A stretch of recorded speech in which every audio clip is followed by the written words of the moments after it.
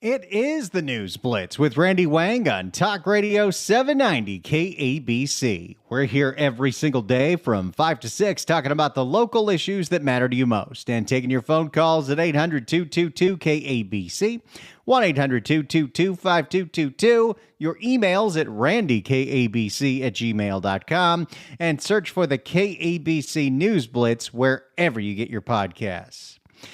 Yesterday, there was a court appearance by the suspect in the Palisades fire, or should I say, the suspect that started the Lockman fire on January 1st that was put out but was smoldering underground and then reignited because of the winds on January 7th.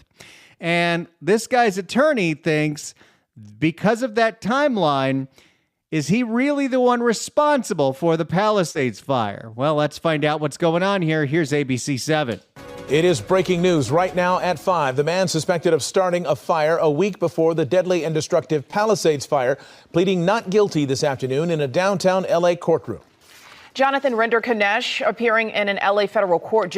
I thought his name was Rendernecht, but now we have learned it's Render-Kanesh. Everyone got that right? Jonathan Render-Kanesh appearing in an L.A. federal court just weeks after being arrested in Florida. Eyewitness News reporter Josh Haskell live in downtown where he spoke to his defense attorney. Josh? Well, Mark and Michelle, Jonathan Render-Kanesh appeared to take issue with being detained while he awaits trial. And that's when his lawyer called for a break. The two left the courtroom and they met privately. Now, the defense says that they plan to call fire experts and address, quote, the failure of the Los Angeles Fire Department. Uh-oh. Palisades fire suspect Jonathan Render-Kanesh back in Los Angeles after he was taken into custody in Florida earlier this month. In a downtown L.A. federal courtroom, Render-Kanesh pleaded not guilty and was ordered to remain in custody. They're trying to associate and blame him for a fire that he was possibly associated with in January 1st, the Lockman fire, with a fire that occurred 7 days later, which is the Palisades fire. Their whole theory is that the Palisades fire was a reignition of the Lockman fire. Well, what about what happened between January 1st and January 7th? Jonathan wasn't out there with a fire hose putting that fire out at the Lockman location. The fire department was.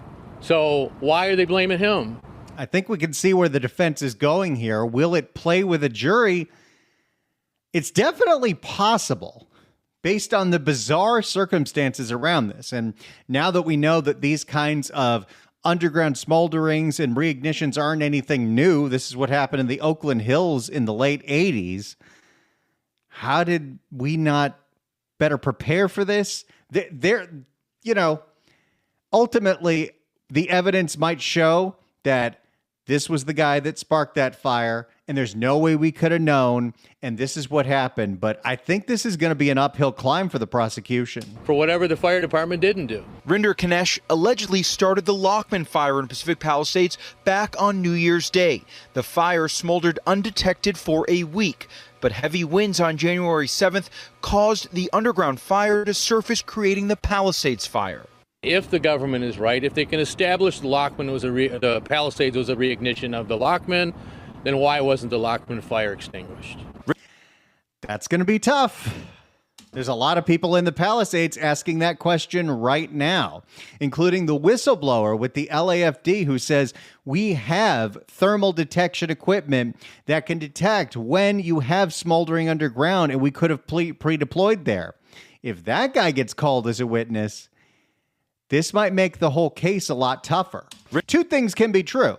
This guy started the fire that became that fire, but is he 100% to blame if you can also see that the response to that fire, there was a problem there? Whether it's because they were stretched thin because of homeless fires, budget cuts, who knows what?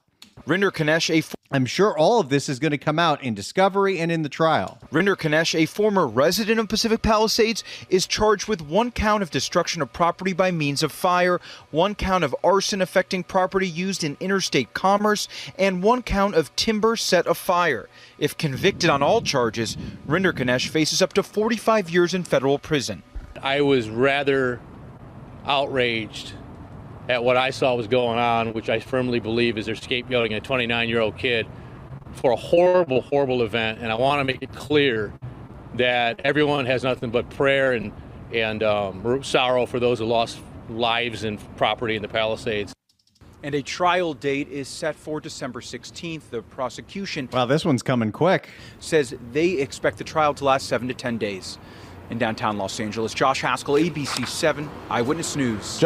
So it looks like we've got that to look forward to. We'll see what happens in the trial. They're obviously, federal prosecutors haven't laid out all the evidence that they have yet. They put out what the charges are. Maybe they have something, but if the defense can successfully lay out their case that really the problem here was the incompetence of the city and county of Los Angeles, that might also play very well with the jury. We shall see. Now, one of the stories that we talk about a lot here is copper wire theft because it is so infuriating. And that's why it was so elating to hear of an actual copper wire arrest in the Valley, no less. Let's go to KTLA. Tens of thousands of dollars worth of copper wire stolen from a Mission Hills neighborhood. Tonight, LAPD officers have recovered the copper wire. They have arrested 2 suspects thanks to some vigilant residents, but the investigation and search for more suspects continues. KTLA's Rick Chambers is live in Mission Hills, where he spoke with homeowners and has the surveillance video of the suspects caught in the act. Rick. Maybe this will inspire people to actually start reporting this in real time. If we got reward money coming out and people have seen how destructive this can be, as soon as you see anybody with electrical wire, you got a call. Yeah, Cher, it was the homeowner's son who first heard some noise out here early yesterday and thought it might be a possum. Then they saw 4 men on the... It is the Valley.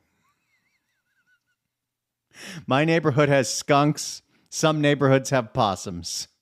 Then they saw 4 men on the security camera and feared this is going to be a home invasion. But then, as you mentioned, it turned out to be a copper wire theft. I couldn't believe what they were doing. It's like, you're kidding me, right? No, it was no joke. 4 men were actually stealing the cable right off the telephone poles very early Tuesday morning here in Mission Hills. The thick black wires containing copper are nearly 20 feet in the air. But the video cameras show that the lines were dropping into the street. I mean, this isn't, a subtle crime like trying to steal something from a Target. This is a very loud crime sometimes and a very visual crime because you're either ripping things out of a box underground or you're ripping things out of wires overhead. So we were sitting in our living room and we're watching them pull these wires. I think we're at the point where we need to, and I know it's a scary road to go down, but we've got drones. We don't want to arm the drones with lethal force, but how about we arm the drones with tasers? And if you see somebody illegally on a ladder stealing copper wire, I don't know, fly the drone right into their face. So we were sitting. That's probably excessive use of force. Just in my revenge fantasies then. So we were sitting in our living room and we're watching them pull these wires. And then they were actually sawing them. 3 guys were dragging it. And then while they're dragging it, they're cutting it. And they put it into the suspect's car, which is a white Nissan. You can see the cable coming. Not sure if it's an Altima. You can see the cable coming down. Then one suspect uses a saw to chop it up, then drag it away. This is quite a lot of broad daylight work that's going on right here. This went on for about 20 minutes. Some 300 feet of cable was pulled down, nearly a full block. But at 1:40 in the morning, this was at night. But at 1:40 in the morning, the Perez's summoned police. They caught him right here in this corner as they were running. One threw himself on the ground. The other one ran, but police officers were coming from the opposite direction, and that's where I believe where they got the second suspect. The 2 guys in custody are both men in their 50s. 2 other suspects got away. I didn't know what to think. It was like, because you see it on TV, and this can't be happening. Well, and I'm glad that they caught on to this, and I'm glad they stopped these guys in their tracks, because if you've been a victim of this, if this has happened in your neighborhood, and they stole your street lights, let's just say it can take 6 months to a year to replace them. But it has been happening in various fashions for months now all around L.A. Police say this particular heist would have been worth about $50,000. It cut cable and Wi-Fi service briefly to this neighborhood for Frontier and AT&T customers, but that service has since been restored. It just occurred to me, I broadcast the 5 o'clock show for my house in the San Fernando Valley. And if we don't get a handle on this problem, it is very possible that someone is going to steal the internet cables that power the Wi-Fi in this neighborhood and do it while I'm on the air. I might get knocked off the air because of copper wire theft and fiber optic theft. And we understand that both of the suspects now being charged with grand theft in Mission Hills. I'm Rick Chambers, guys. I'll throw it back to you in Hollywood. Grand theft, that means a felony. We got to do more, though. We've got to do more. I know that new legislation might do more, but we've got to go further on this.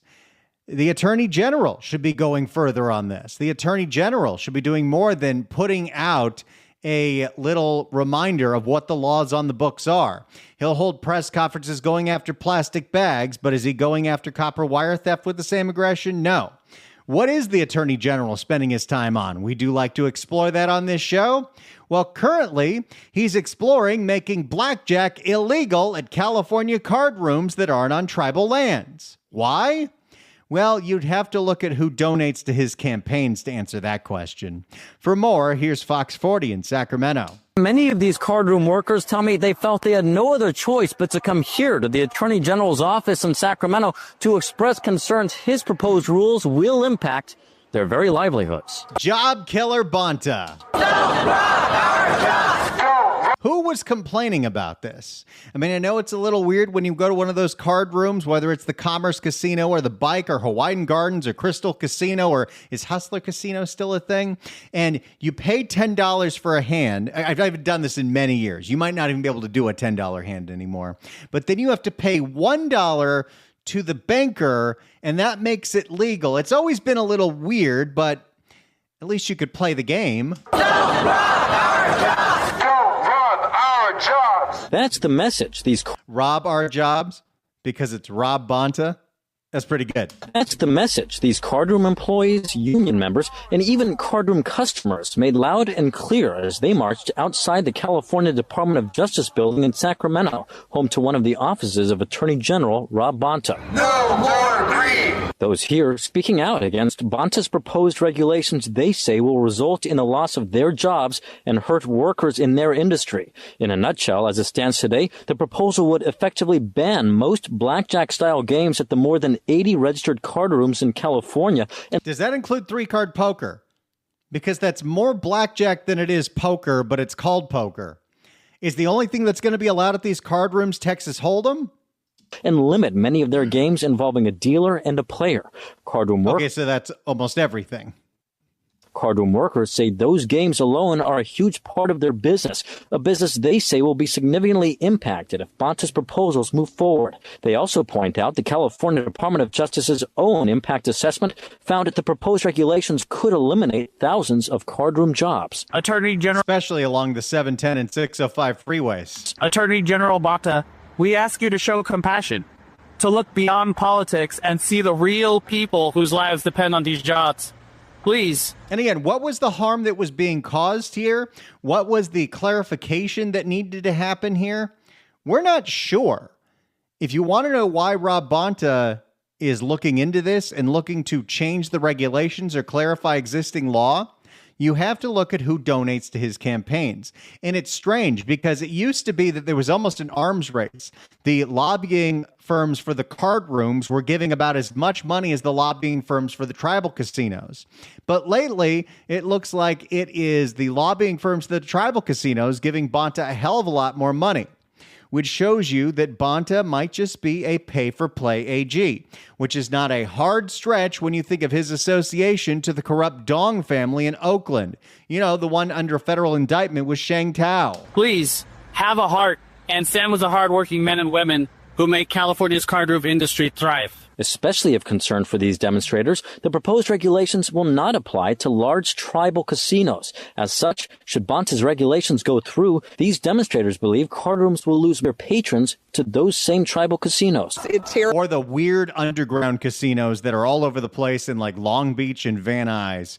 I don't know what's going on there. Terrifies me. Shavon Moore Cage is a local city employee in Bell Gardens. She notes millions of dollars in tax revenue raised from card rooms help local governments governments fund key services. Our safety, our livelihood, the quality of our lives. For its part, the California Department of Justice says it held public hearings and took public input about these proposals earlier this year. That doesn't mean anything. I got news for you. Public officials don't care what is said in public comment.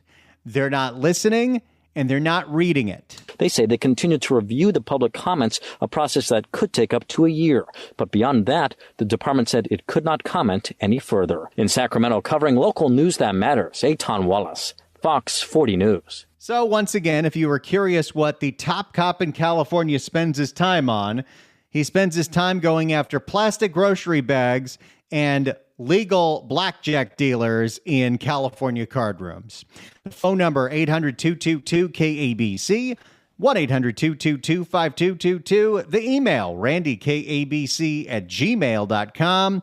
It's the News Blitz with Randy Wang on Talk Radio 790 KABC. If you'd like to email us, you can do so at randykabc@gmail.com. Here's one that comes from Greg. I was going to say this anonymously, but I work construction for a major telecommunications company in the state.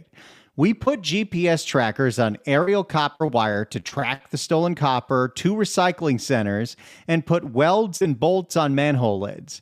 The thieves have several times broken the welds and bolts or cut the metal manhole lid diagonally and stole what's inside.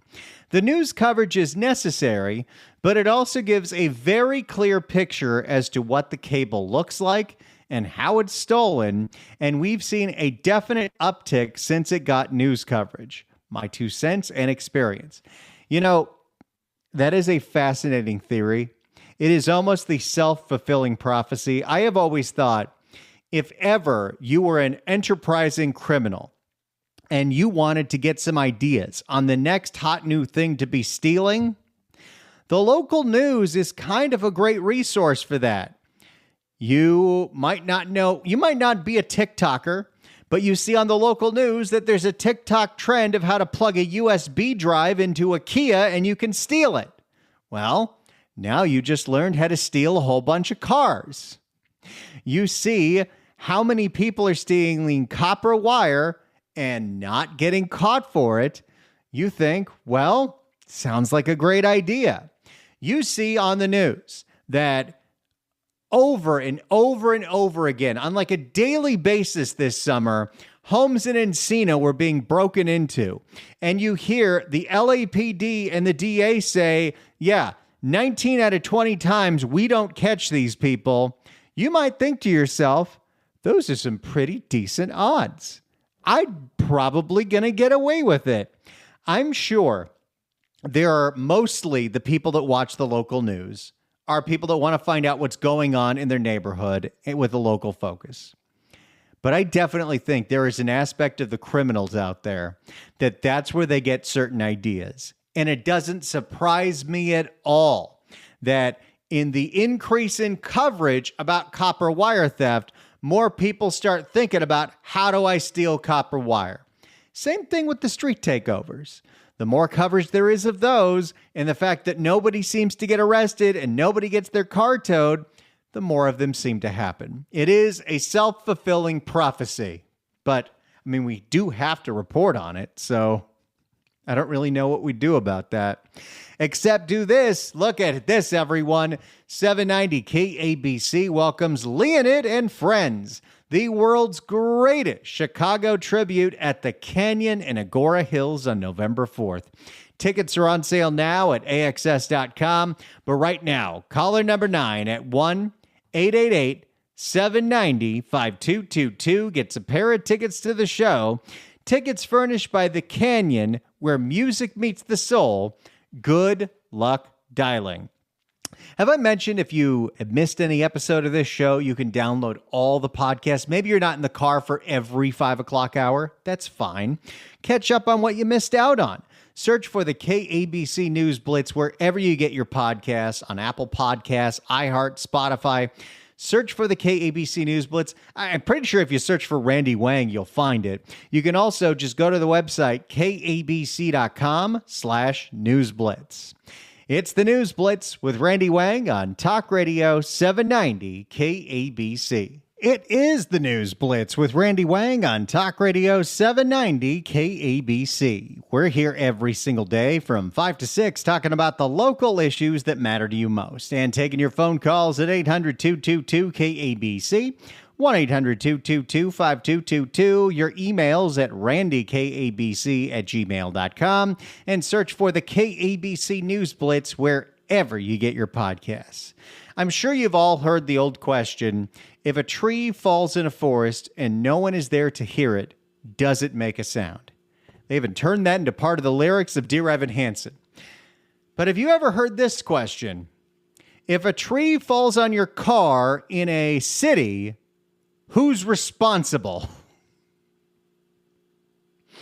Because that is the dilemma one Burbank woman is going through right now.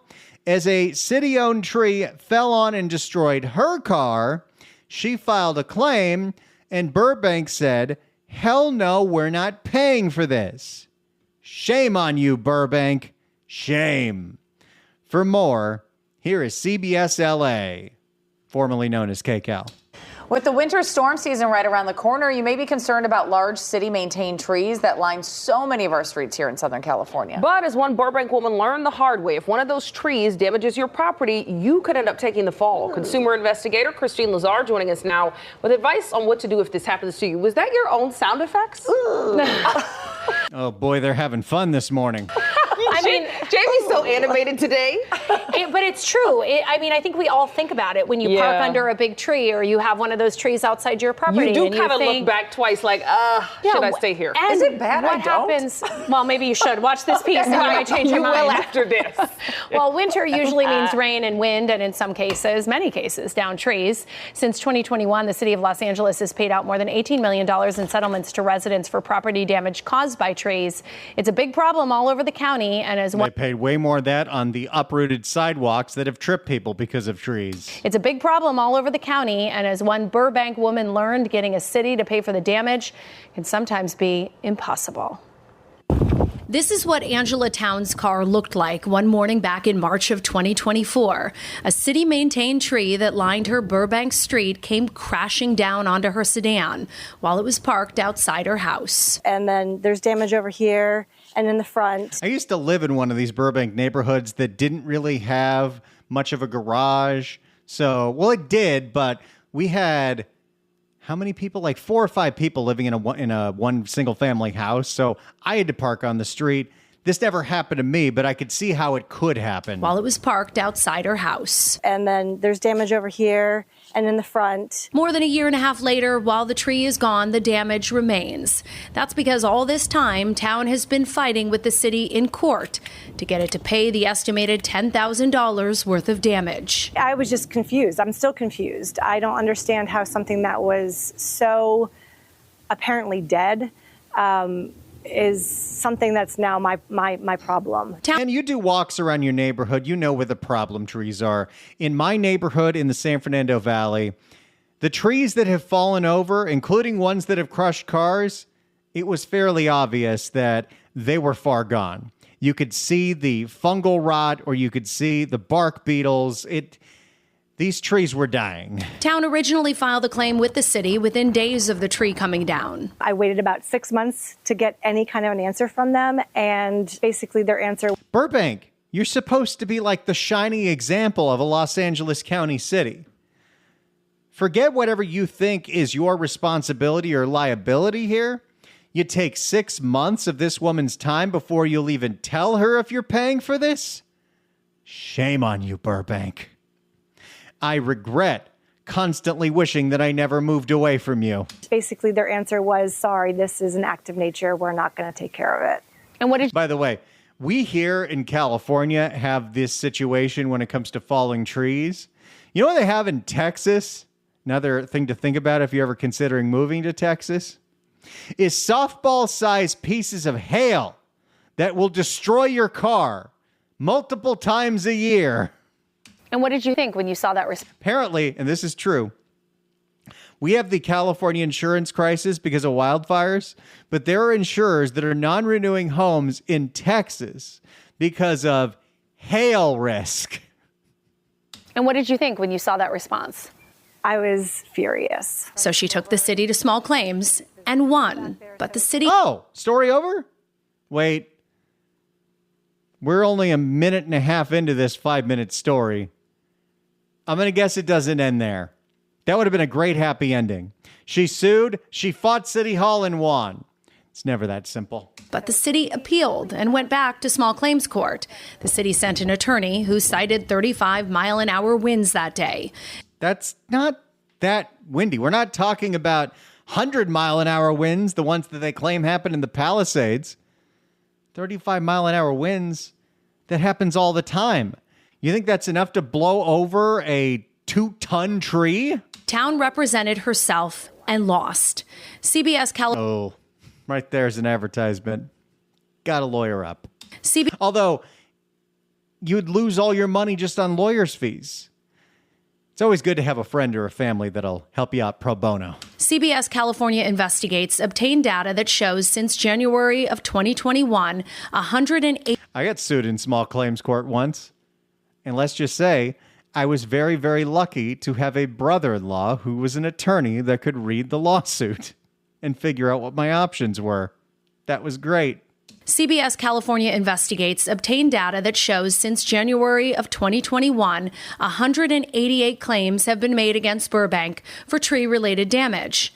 The city paid... And this is something that's only going to get worse and worse and worse. A lot of these trees are not well taken care of, and they are aging, and things like fungus spread quickly. The city paid settlements in just... Also, you know, we had that whole 10 years where we're like, don't water your lawns. Don't water this. We want drought resistant. Well, how do you deal with that with the trees that have been there sucking up all the moisture in the roots for the past 50 to 100 years? The city paid settlements in just 19 of those cases. In a statement to us, the city spokesperson says it stands by the judgment and that claims for property damage involving city-maintained trees are evaluated on a case-by-case basis. What does the law say when a tree falls on your property that is owned by a municipality like a city? It depends. Alan Carnegie is an attorney who specializes in... Boy, there are so many reasons to make sure, no matter where you rent, no matter where you buy, that you have a driveway that you don't have to deal with street parking, and this is just one of them. Also, when I used to live in that Burbank house and I used to have street parking, it's the only time I've ever had my car broken into. Well, no, that's not true. I had my window smashed once, and that was when I drunkenly left my car in front of a friend's house in Valley Village many, many years ago, and I literally had the iPod in the front seat. But in Burbank, somebody used one of those key fob duplicator devices to somehow break into my car and break into my wife's car that we were both parked on the street. And I'll tell you this about Burbank PD. For a car break-in, they showed up in 5 minutes. It was incredible. The thing was, there wasn't anything to steal from my car. I had a second wallet in there, but do you know what was in that second wallet? There wasn't money. There weren't bank cards. There weren't credit cards. There was an expired medical marijuana ID and an expired Six Flags Magic Mountain season pass. So they met off great with me. And true story, they also broke into my wife's car and somehow ignored the very expensive horse saddle that was in the back. Maybe that was too expensive for them to carry, or maybe they didn't realize. Maybe it's not easy to, hawk a stolen saddle on eBay, but luckily nothing happened. And again, Burbank PD was great. Maybe the city has changed because I moved out of there in 2017. I don't know. Alan Carnegie is an attorney who specializes in property disputes and tree litigation. He says cities... Some lawyers, they go into this business because they want to defend criminals. They want to defend people and make sure they get their fair representation. Some people go in and they want to protect the injured. Some people go into the law and they want to take down businesses that are screwing over people or damaging the environment. And then there's this guy who gets into tree law. He says cities like Burbank will almost always deny a claim and blame weather or an act of God. But there are limits to that defense. If the tree is not being properly maintained by the city, if there have been complaints about the tree because of its either it's overgrown or it appears to be in ill health, then the city can be liable. Towns says the city of Burbank last pruned the tree in June of 2022, and in 2024, just months before it fell on her car, Towns says she called the city to report her concerns that the tree was dying. Oh, so she knew this was going to happen, and she told them, and it's still her fault? Come on. So you were trying to flag this tree and say, hey, it's making me uneasy. Yes. What response did you get? I got no response. Just across from Towns' house, Carnegie pointed out There's always a tree that you see that you're just a little freaked out by. It's like if you're ever on one of these streets, and there's a bunch of them in Burbank, but there's obviously a bunch of them in the Valley and in the West Side, where it's lots and lots and lots of very tall old palm trees, and it is a very windy Santa Ana day. And palm trees do sway back and forth, and it makes you a little uneasy.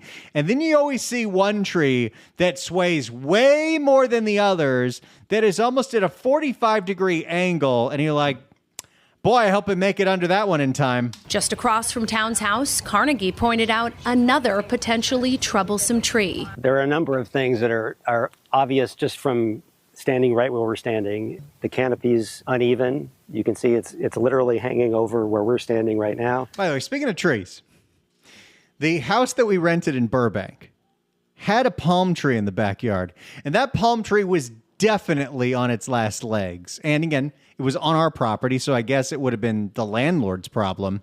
But every few months, the giant leaves of these things would die and fall off, and it would make quite the thud. And luckily, that never happened when the dogs were outside. Any of these? I don't understand palm trees. I don't get the point. I don't think they're pretty, and they certainly don't have shade. If you want to hear somebody do that whole bit way better, look up the first episode of John Mulaney's Everyone's Live in L.A. Any of these limbs could snap. If you look at the base of the tree roots have cracked all of the concrete around it.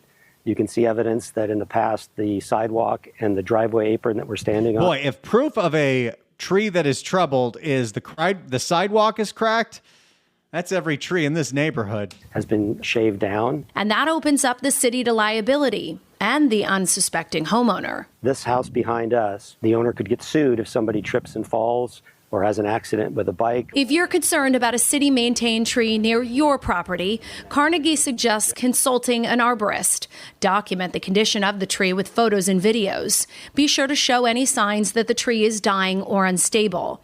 Put your request to the city in writing. Town says because she called Burbank City Hall instead of sending an email, she has no proof of her attempt to get the tree inspected. Oh, because there's no paper trail? That's how she lost this thing on appeal, even though she warned them about this thing? Man, the city of Burbank is going quite far to not pay $10,000. And if a tree has already fallen, consider talking to an attorney. Do you think that Angela should have won her case? Yes. To you, it's clear. I've seen the video. I've seen what the tree looked like. Since Town lost in small claims on appeal, she cannot sue again. And her insurer can't take that one to the Supreme Court? And her insurer may deny her claim because so much time has passed. I feel very... Okay, see, that's the other thing. I would have go ahead and file the claim with insurance and then file your claim with the city and have them reimburse insurance. But I guess, everyone's freaked out to use their insurance because then your rates will go up or they'll cancel you. And her insurer may deny her claim because so much time has passed. I feel very lucky that this was a car situation, not a person being hurt. The city of Burbank should be addressing these situations far before a tree is going to be falling down. Burbank, if you want to maintain your status as better than the rest of the valley, you got to not do stuff like this. And remember, you cannot prune or cut down a tree yourself if it's owned by a city, because that opens you up to liability should anything happen to the tree, and the city could then come after you if the tree dies. So what is the best thing to do? It's document. Send emails, take pictures. So that way if something happens to the tree and when the city won't do anything about the thing you're warning them about, document everything so you have more evidence to prove your your case in small claims court. And someone comes after you, you can Right. say, hey, I sounded the alarm bell. It's not my fault. Right. I mean, hearing all these different cases, I'm really going to have to think twice. Now you're gonna think about the trees. Oh, But that's man. the point of these reports, right? Knowledge is power, Yeah. and the best way to protect yourself is to be aware of what could happen. You always help thank us you. do that. Thanks, Yes. Christine. So there you go. The sad tale of a woman whose car was crushed by a Burbank tree. She sued. She won. Burbank appealed. She lost. It's the News Blitz with Randy Wang on KABC. It's the News Blitz with Randy Wang on KABC. Let's go to Brent in L.A. Brent, hello. Hey, how are you, Randy? Doing great. You know, you have a way of really bringing up all the problems the city inflicts on all of us. I've been a victim of the copper wire theft. The tree issues are just constant. The absurdity of the whole thing. And I don't think we've been thinking quite enough about it isn't just thieves that are stealing this. I have no evidence, but I'm sure there is an Antifa element to this as well. Every opportunity to destroy our lighting system, our safety, to create chaos, I think is one of the reasons so much copper is being stolen. And part of it is if they wanted to catch these people, they would just go to the fences. But obviously, they don't go to the fences because I don't think a lot of it is even taken in. I think it's just stolen to create the catastrophe of the city. Well, it's an interesting theory considering you don't get that much for this stuff. Another way that you can knock this down, do what they're doing in Minnesota. You have to have a license to sell scrap metal. How hard is that? It's the News Blitz with Randy Wang on KABC. Before we get out of here, I'd love to get a little plug to friend of the show, friend of the station, former Fox 11 anchor Alex Michelson. I can't deal with this. Alex's brand new show on CNN starts on Monday at 9 p.m. Pacific called The Story Is with Alex Michelson. Apparently his first guest is going to be Gavin, but he's also going to have tons of people from both sides of the political aisle, including I think Larry Elder's going to be one of his guests, and it's pretty much a lot of the same people that you saw on his Fox 11 show. The issue is, so we're excited that the cable news world is finally going to start paying attention to California, and I'm sure you'll see Johnny on the show at some point, and congratulations to him. It's cool to see that guy moving up in the world. Very, very nice guy. Well, that sounds hopeful. I was being nice. Thank you all so much for listening to this show. I hope you have a wonderful, wonderful weekend. If you miss any episode of this show and you want more of it, because an hour of this a day isn't enough, and 3 hours of the John Phillips Show isn't enough, download all the podcasts. You know where to get them. And if you don't, email me and I'll give you a step-by-step guide. Have a great weekend, everyone. It's the News Blitz with Randy Wang. Every single day from 5 to 6, tell your friends on Talk Radio 790 KABC.